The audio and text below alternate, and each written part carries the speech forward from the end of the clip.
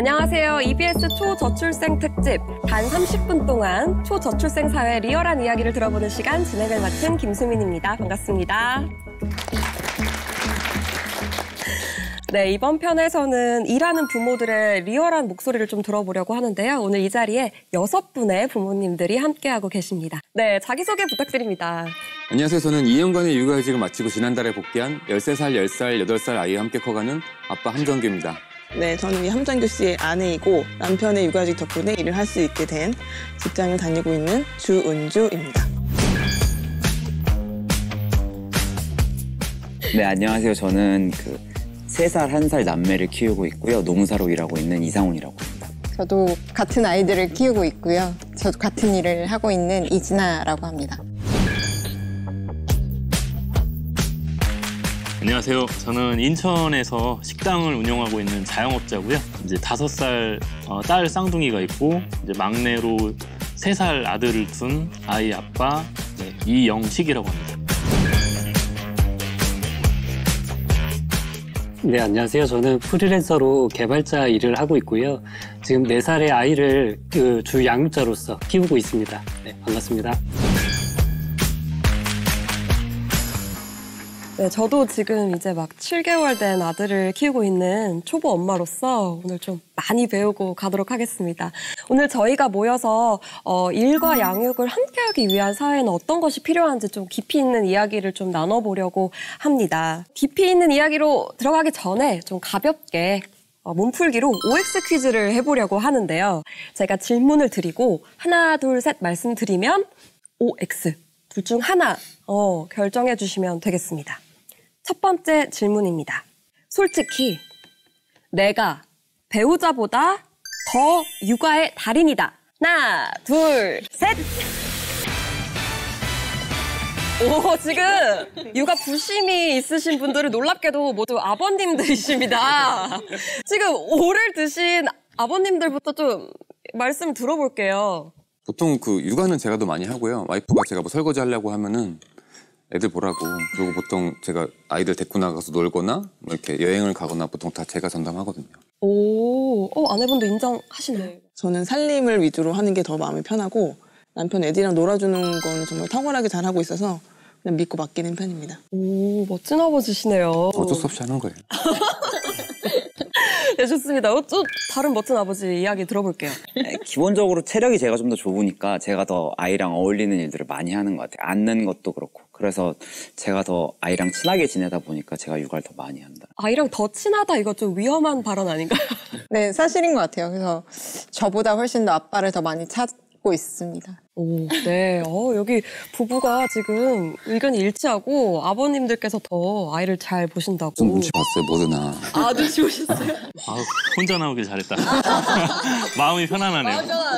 네, 또 다른 육아의 달인 이야기 들어보도록 하겠습니다. 네, 저는 2년 동안 최근까지 이제 육아를 먼저 담당하면서 더 아이랑 친숙하게, 친절하게 더 대할 수 있는 게 좀 더 지금 저한테는 와이프보다는 제가 좀 더 아이랑 더 맞다고 생각을 하고 있습니다. 외모도 닮았나요?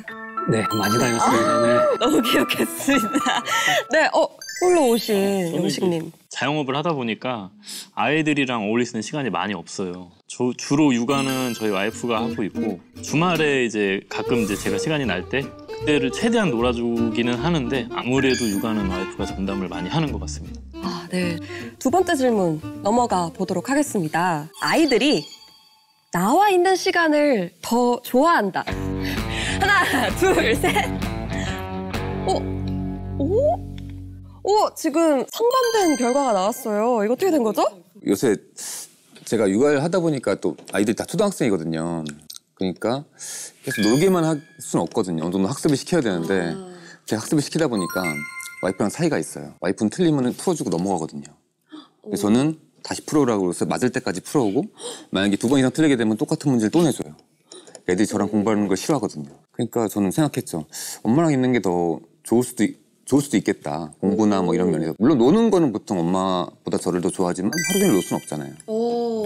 아내분께서는 어떠세요? 이렇게 남편이 학업도 이렇게 가르치시는 거 좀 장려하시나요? 그때 되게 집요하게 끝까지 맞을 때까지 하니까 애들이 좀 그런 거는 안 좋아했지만 기본적으로 근데 아빠랑 노는 그 부분은 아빠랑 있는 걸 훨씬 더 좋아하고 아빠가 출근해야 되는 날에 저랑 같이 있으면 아빠 찾거든요. 아빠 언제 오는지. 그래서 저는 그걸 다 포괄해서 저는 X라고 했고 O로 뜰 줄 알았는데. 양심적이네요, 와이프가.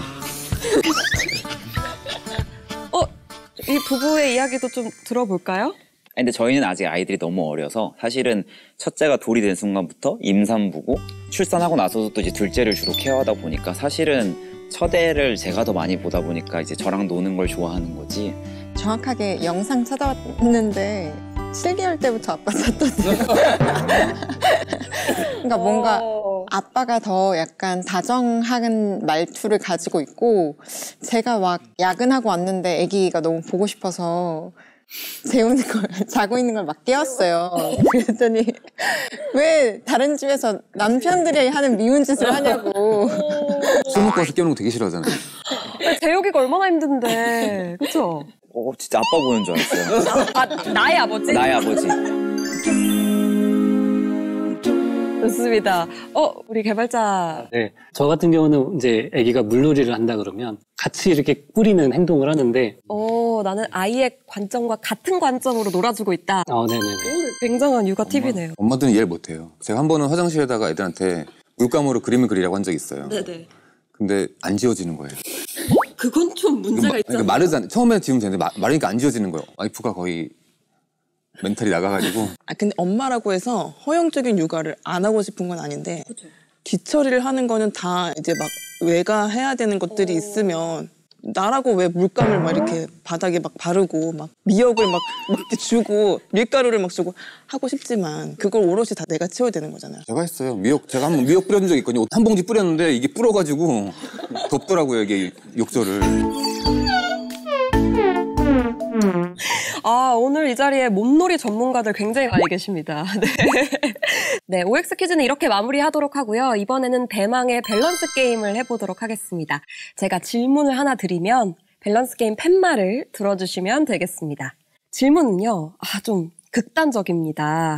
만약 경제적으로 걱정할 필요가 없다면 나는 육아와 일 중에 무엇을 선택하시겠어요? 하나, 둘, 셋. 육아.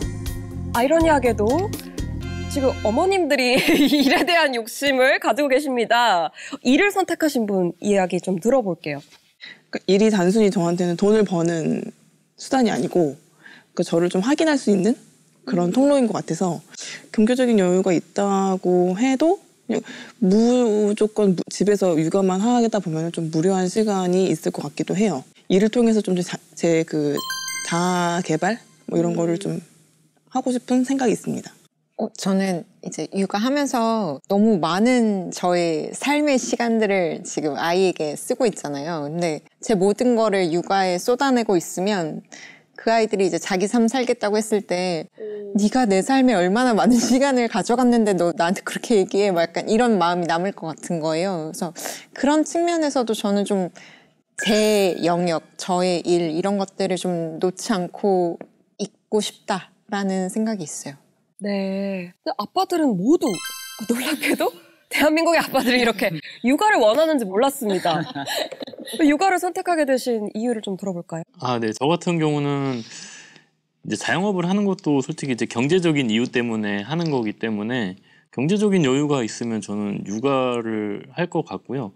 이 육아를 할 시기는 두 번 다시 없다고 저는 생각하거든요. 그래서 아이가 어렸을 때 부모랑 함께 할 수 있는 시간이 많이 주어진다면 저는 최대한 아이들과 같이 시간을 보내고 싶습니다. 저도 같은 생각이에요. 어차피 아이들이 초등학교 고학년 되면 부모들 떠나거든요. 저도 그 후에는 이제 제 일을 찾아 떠나는데 그 전까지만이라도 아이가 어렸을 때 부모가 좋은 추억이 나중에 힘들 때 그 어려움을 이겨낼 수 있는 자양분이 되거든요. 그래서 어렸을 때만이라도 육아를 좀 최선을 다하는 게 저한테도 그렇고 아이한테도 그렇고 좋을 것 같아서 이렇게 육아를 들게 됐습니다. 네, 좋습니다. 또 육아를 고르신 이유가 있을까요? 아이랑 놀 때가 가장 재밌고요.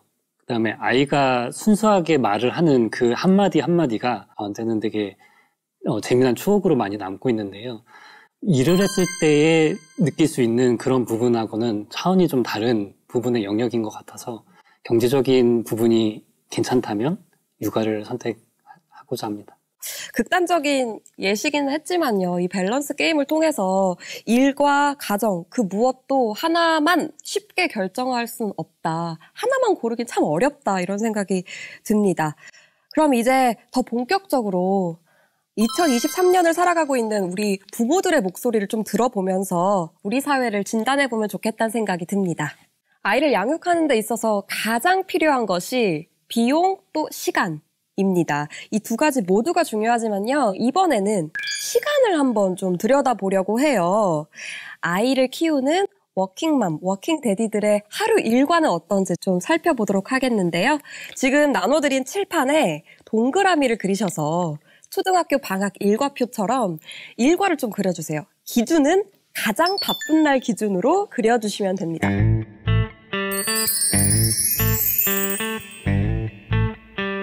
네, 모두 다 준비되셨으면 제가 하나, 둘, 셋 하면 들어주시면 되겠습니다. 하나, 둘, 셋, 짠! 와, 오, 워킹맘, 워킹데디들의 일과표입니다. 오, 영식님. 일하는 시간이 정말 많으시네요. 네, 지금 표시에 놨다시피 8시 정도에 이제 아이들을 이제 어린이집에 등교를 시키고 8시부터 이제 저희 식당 영업시간이 저녁 9시까지라서 딱 이 시간대 식당 영업을 하고 퇴근하고 와서 이제 아이들 목욕하거나 뭐 육아하고 재우고 나서 이제 12시까지 1시간 정도, 한두 시간 정도 이제 가게 홍보나 뭐 마케팅에 대한 그런 작업을 하고 있습니다.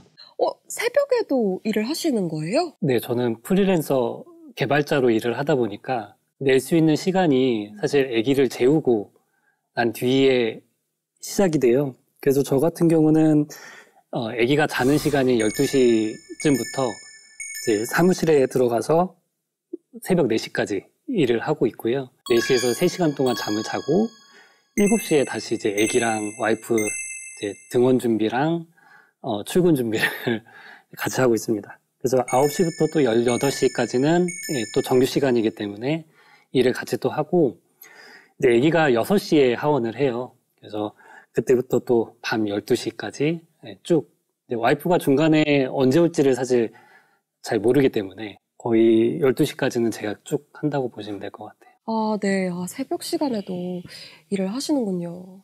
반면 이제 푹 주무시는 분이 계시다고 제가 제보를 들었는데 설명 좀 해주시죠. 저는 진짜 단순한데요. 일단 저는 9시, 10시 사이 무조건 자고 6시에 일어나서 6시에 주무시는 동안에 제가 이제 아침에 일어나서 애들 등교 준비, 아침 준비, 그다음에 또 전날 돌려놓은 빨래를 다 꺼내서 또 챙겨주고 가방에 다 물 넣어주고 그런 거를 할 동안에 이제 주무시나요? 네, 그렇죠.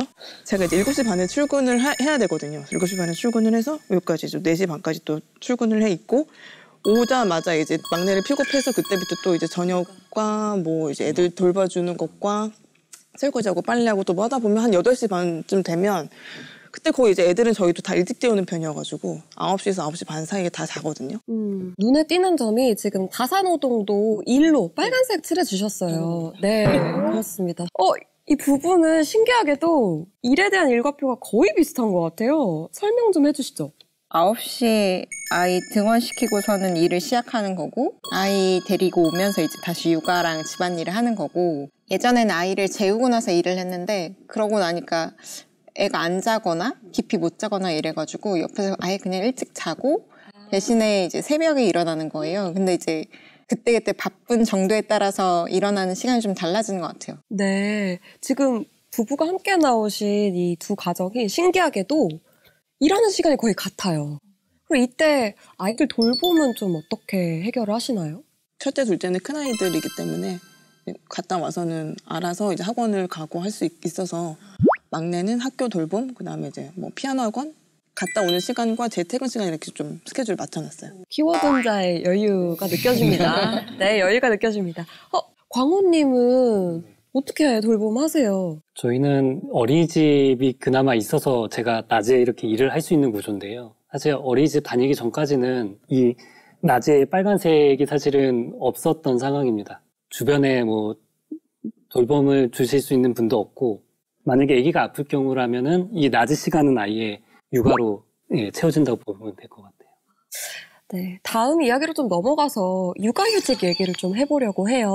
육아휴직을 사용하는 100명 중에 24명만이 남성이라고 합니다. 그러니까 많이 쓴다고는 하지만 사실 주변에 찾으려면 또 막상 쉽지 않거든요. 어떻게 육아휴직을 쓰게 되신 건가요? 일단 2021년이죠. 21년 1월인가 2월쯤에 부부싸움을 크게 한번 했었어요. 근데 와이프가 그때 그러더라고요. 자기도 일을 해보고 싶다고. 와이프가 일을 하려고 한 게 가장 결정적인 원인이었죠. 그럼 은주님은 일을 얼마 동안 쉬게 되신 거였어요? 28에 첫째를 낳고 그때 복직할 수 있을 줄 알았는데 못했고 셋째를 키우다 보니까 어느새 10년이 지났고 다시 일을 시작한 건 38이었어요. 실제로 이 통계를 보면 은주님처럼 경력 단절을 경험한 여성이 42.6%나 됩니다. 거의 절반 가까이 되는 거죠. 또 경력 단절의 가장 큰 이유가 육아였는데요. 또 복직하시던 날 눈물은 안 나셨어요? 그 아기를 키우는 그 동안에는 정말 자신감이 없어지더라고요. 내가 진짜 아무것도 할 줄 모르는 사람처럼 되는 것 같고 또 다시 뭔가를 하려고 할 때 그러니까 뭐 면접을 떨어지고 이거는 진짜 나중 얘기고 그 면접을 보기 위해서 원서를 쓰는 것조차 너무 두렵고 그래서 그게 정말 힘들었는데 그러니까 다시 출근하게 됐을 때는 진짜 그게 너무 감격스러웠죠. 도착했는데 내 책상과 내 이름이 적혀져 있는 팻말이 있는 거. 네.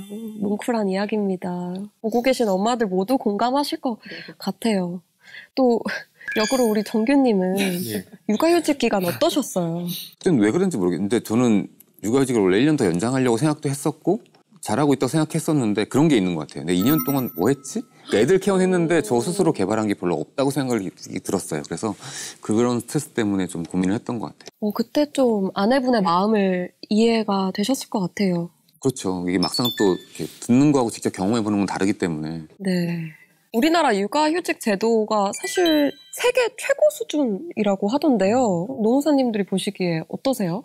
제도 자체는 되게 잘 설계되어 있죠, 사실은. 근데 그리고 법도 최근 노동법에서는 5인 미만 사업장으로 확장해야 된다라고 얘기하지만 육아휴직은 사실은 모든 사업장이 사용할 수 있거든요. 5인 미만이어도. 그렇지만 알잖아요. 저희가 얘기할 때도 너네 회사 육아휴직 쓸 수 있어? 라는 질문을 한다라는 건 쓸 수 있는 회사가 있고 없는 회사가 있다라는 걸 사실은 회사마다 법이랑 상관없이 자기들의 규율로서 못 쓰게 하는 것들이 많은 거죠. 확실히 우리 정규님도 회사에 휴직한다고 말씀드렸을 때 좀 여러 가지 감정이 드셨을 것 같아요.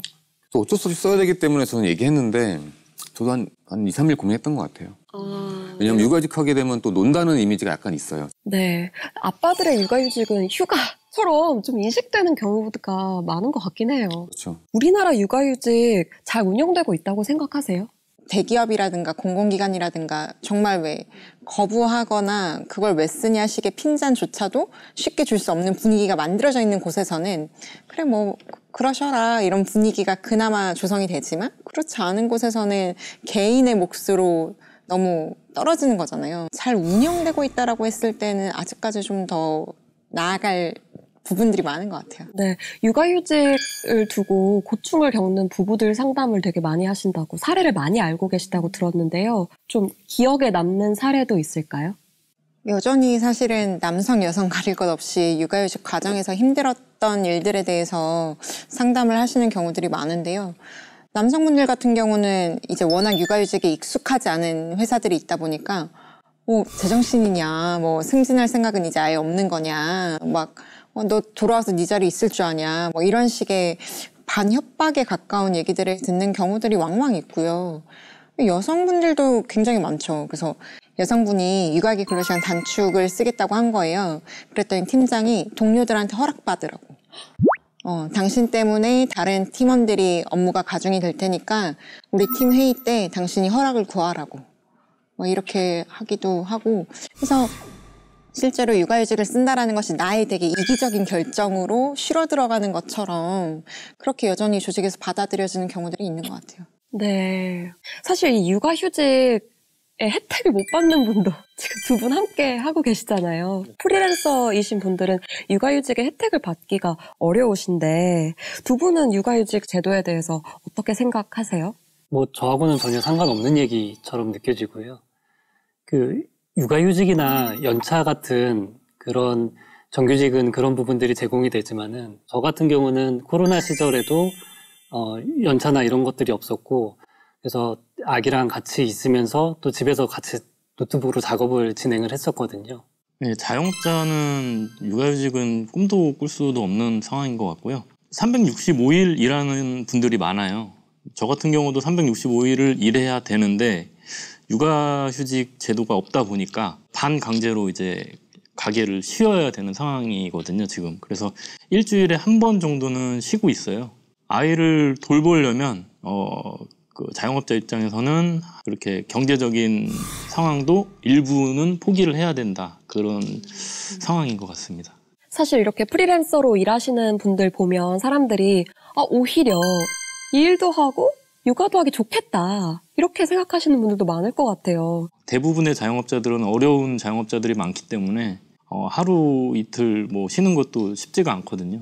네, 만약에 육아를 하지 않는 그런 신혼부부나 뭐 젊은 친구들 같은 경우는 자유시간이 있기 때문에 프리랜서가 되게 괜찮은 직업이라고 생각하지만은 육아를 시작하는 순간 나의 고정적인 자유시간은 다 모두 다 육아로 들어가기 때문에 사실상 오히려 회사를 출근하는 것보다 더 제약이 심한 생활들을 겪어나가고 있는 상황인 것 같습니다. 네. 그럼 두 분께는 실질적으로 어떤 지원이 있는 게 가장 도움이 될까요? 저는 두 가지 측면에서 좀 말씀을 드리고 싶은데요. 하나는 돌봄 서비스의 좀 확대가 좀 필요하다고 생각을 합니다. 두 번째로는 심리적인 측면에서 심리상담 같은 부분들을 좀 더 지원이 좀 됐으면 좋겠습니다. 같이 이야기를 나누고 고민을 풀어갈 수 있는 사람이 좀 주변에 없기 때문에 그런 부분들을 좀 해소할 수 있게끔 심리적인 정부 차원에서 좀 그런 부분들 지원이 좀 필요하다고 생각을 합니다. 네. 영식님 어떻게 생각하세요? 저도 두 가지 측면으로 말씀을 드릴 수 있을 것 같은데요. 첫 번째는 자영업자의 입장에서 이제 저도 육아에 참여를 하려면 경제적인 약간 그런 이유가 조금 해소가 돼야 된다고 생각을 해요. 그래서 세금적인 혜택을 준다던가 그런 부분이 좀 있었으면 하고요. 두 번째로는 이제 와이프가 육아를 좀 덜 수 있게 말씀하신 것처럼 돌봄 서비스를 조금 더 문턱이 낮게 그리고 조건도 완화가 되고 돌봄을 보시는 도우미 분들도 좀 검증이 된 그런 분들로만 이루어질 수 있게끔 요즘 사건 사고들이 많잖아요. 그래서 그런 부분들을 좀 많이 개선을 했으면 좀 좋겠습니다. 네. 노무사님들이 보시기에는 이렇게 제도의 사각지대에 놓인 부모님들을 위해서 어떤 것들이 좀 현 제도에서 바뀌면 좋을까요? 고용보험에서 자영업자분들 대상으로 이제 육아휴직 혜택을 확대하는 것도 고려하고 있는 걸로 알고 있는데 다만 말씀하신 대로 지금은 육아휴직이 들어온다고 해서 쓸 수 있을 거냐도 사실 별개의 문제인 거죠. 사실 지금의 육아휴직 급여 수준으로 가게를 운영을 안 한다 했을 때 그건 또 어려운 문제다 보니까 좀 여러 어려움이 있을 것 같아요. 늘 육아 문제와 관련해서 상의를 하는 부처, 담당 부처들이 보건복지부랑 여성가족부 정도로 알고 있어요. 근데 저는 범부처적으로 같이 좀 모색해야 해결 방안이 더 다양한 형식으로 그리고 다양한 일을 하시는 분들에 대한 보장 제도로 좀 마련될 수 있지 않을까? 그러니까 이 두 부처에서 으쌰으쌰 해도 다른 부처에서 그런 사업 하지 않으면 사실 아무 소용 없는 거잖아요. 그래서 그런 확대도 좀 중요한 것 같아요. 네, 말씀 잘 들었습니다. 네, 이번에는 우리나라가 일과 육아를 함께하기 어려운 이유를 부모님들의 입장에서 좀 들어보려고 합니다. 앞에 미니 칠판 드렸는데요. 각자 생각하시는 우리나라에서 일과 육아 함께하기 어려운 이유, 가장 큰 것 한 가지 생각나시는 거 적어주시면 감사하겠습니다. 네, 모두 쓰셨으면 확인해 보도록 하겠습니다. 들어주시죠. 경제적인 이유, 경력 단절, 모두 와닿습니다. 사회적인 인식, 네, 좋은데요. 제가 좀 눈에 띄는 거는 이게 공약으로 내신 건지. 저도 배부른 소리인 것 같긴 하지만 40시간 근무가 육아를 하면서 가능한 근무 체계인가라는 생각이 들 때가 많고 특히 내가 만약 싱글데디였으면 이게 불가능하겠다는 생각이 더 들 때가 있었거든요. 그러니까 장시간 근로가 우리나라에 너무 당연시 되어 있잖아요. 워낙 일 많이 하는 나라잖아요. 그러다 보니까 육아휴직이나 이런 것들이 제도가 잘 돼 있다고 얘기함에도 불구하고 쓰려면 어쨌든 내가 당장 쉬면 당장 저 동료 당장 쓰러질 것 같은데 쟤한테 일이 몰리겠구나 이런 미안함을 가질 수밖에 없고 동료들도 아 그래 육아휴직 써야지 어쩔 수 없지 하면서도 그것을 이해해줘야 된다라는 내 입장에 대해서는 또 속상할 수밖에 없는 거잖아요. 네, 실제로 2021년도 결과를 보니까 OECD 국가 38개 국가 중에서 우리나라가 근로시간 5위를 차지했더라고요. 그럼 이번엔 영식님 이야기를 좀 들어보려고 하는데요. 네, 그냥 쉽게 말해서 일을 많이 하려면 육아를 줄여야 되고 또 육아를 많이 하려면 일을 줄여야 되는 이런 현실에 놓인 상황인 것 같고요. 경제적인 여유가 좀 뒷받침해야 된다고 생각하기 때문에 그런 여유가 받쳐지면 시간도 당연히 주어질 것이라고 저는 생각하기 때문에 경제적인 이유가 가장 크다고 생각합니다. 은주님 이야기도 들려주세요. 이게 경력 단절로 표현을 해서 그렇지 다 같은 맥락인 것 같거든요. 그러니까 일과 육아 어찌됐건 선택을 해야 되는 문제인 곳은 일을 하려면 육아를 좀 소홀히 해야 되고 육아를 온전히 하려면 일을 못하고 하니까 그 경력 단절이 경제적인 거, 수입 다 연결이 되는 것 같아요. 네. 요새는 대기업 같은 경우는 근무 시간이 다 정해져 있거든요. 어떤 회사 같은 경우는 주당 근무 시간을 채우면 나머지는 쉴 수 있고 이런 제도가 너무 잘 돼 있어요. 요양근무제나. 사회적 인식이 약간 부족한 게 있어요. 아직까지 우리 팀장급이 40대 후반, 50대 초반들은 남자가 육아한다는 것에 대한 이해가 아직 부족한 경우가 되게 많거든요. 지금 젊은 세대들이 팀장급에 가게 되면은 이런 걸 많이 해소가 되지 않을까. 결국 시간이 좀 필요한 문제 같아요. 어느덧 오늘 마지막 질문이 남아 있습니다. 조금 철학적이고 진지한 질문이 될 수도 있을 것 같아요. 육아를 통해서 나 자신 혹은 아이에 대해서 새롭게 알게 된 것들이 있다면 좀 나눠주시죠. 저는 내가 이렇게 컸겠구나라는 생각을 많이 하게 되는 것 같아요. 그래서 오히려 전혀 생각이 나지 않았던 엄마가 그래서 나랑 그렇게 끝말잇기를 많이 했구나 라든가 엄마가 나한테 뭘 해줬었는지가 하나하나 새롭게 기억이 나는 것들이 있어요. 그랬었지 내가 그렇게 사랑받으면서 컸구나라는 것을 완전 잊고 살았던 기억들이 떠오르면서 다시 좀 느껴지는 것 같아요. 그러니까 결혼하기 전에도 나는 이 정도면은 성숙한 성인이다라고 생각을 했는데 애를 낳고 키우니까 아무래도 더 좀 깊이가 깊어지는 느낌이랄까. 또 세상을 보는 것도 좀 더 넓게 볼 수 있고 다른 사람 특히나 다른 아이들을 대하거나 학생들을 대할 때도 조금 배려심이 좀 더 커진 것 같아요. 육아는 저에게 인내심을 줬습니다. 인내심. 제가 군대보다 더 많이 참았던 것 같아요. 항상 그러면서 느끼는 게 저 아이가 하는 행동을 보면 저를 닮았는데 그러더라고요. 제가 하는 행동을 더 안 좋게 닮는다고 그러더라고요. 우리 엄마가 참 힘들었겠구나 이 생각을 하면서 그래서 아이들을 원망하시면 안 돼요.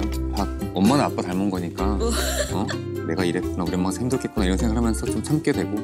저도 다 말씀하셨던 건 비슷한 맥락인데요. 아이를 보면은 이제 저희랑 많이 닮았잖아요, 부모가. 제가 제 2의 나를 다시 키우는 느낌? 다시 보완을 해서. 그래서 조금 더 신경 쓰게 되고 그만큼 저도 성숙해지는 것 같아요, 아이 덕분에. 6분 모두가 아이를 통해서 정말 새로운 삶, 또 두 번째 삶 같은 새로운 마음가짐과 깊어진 마음들을 느끼신다고 이야기해 주셨습니다. 합계 출산율 0.78. 그 안에 담긴 진짜 우리의 목소리를 들어보는 시간이었습니다. 이번 편에서는 일하는 부모들의 목소리를 들어봤는데요. 일과 육아라는 두 마리 토끼를 모두 잡기 위해 애쓰고 있는 우리 엄마 아빠들을 위해서 우리 사회가 더 많은 것들을 개선하고 나아갈 수 있으면 좋겠다는 생각이 들었습니다. 그럼 지금까지 김수민이었습니다. 함께해 주신 6분 모두 감사합니다. 감사합니다.